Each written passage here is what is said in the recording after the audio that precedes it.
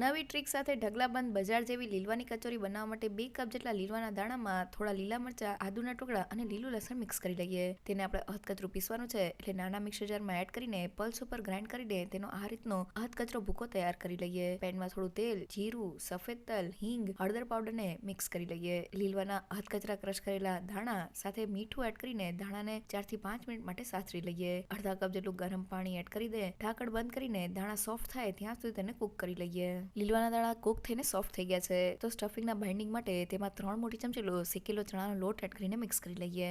2 મોટી ચમચી કાજુના ટુકડા, 2 મોટી ચમચી કિસમિસના ટુકડા, અડધા કપ જેટલો અધકચરો ક્રશ કરેલો સિંગદાણાનો ભૂકો, 1/4 કપ જેટલું સૂકા કોપરાનું છીણ સાથે ગરમ મસાલા પાવડર, ખાંડ, લીંબુનો રસ એડ કરીને મિક્સ કરી લઈએ અને ગેસની ફ્લેમ બંધ કરીને તેમાં કોથમીરના પાન અને લીલા લસણનો લીલો ભાગ એડ કરીને મિક્સ કરી લઈએ. તૈયાર થયેલા સ્ટફિંગને એક મોટા વાસણમાં કાઢી લઈએ અને તે થોડું ગરમ હોય ત્યારે તેમાંથી 40 નંગ જેટલા કચોરીના સ્ટફિંગના બોલ તૈયાર કરી લઈએ. બહારના લેયર માટે 1 કપ જેટલા ઘઉંના લોટ સાથે 1 કપ જેટલો મેંદો, મીઠું અને 4 મોટી ચમચી ઘીને મિક્સ કરી લઈએ. અડધા કપ જેટલું પાણી એડ કરીને કચોરી માટેનો કઠણ લોટ બાંધી લઈએ.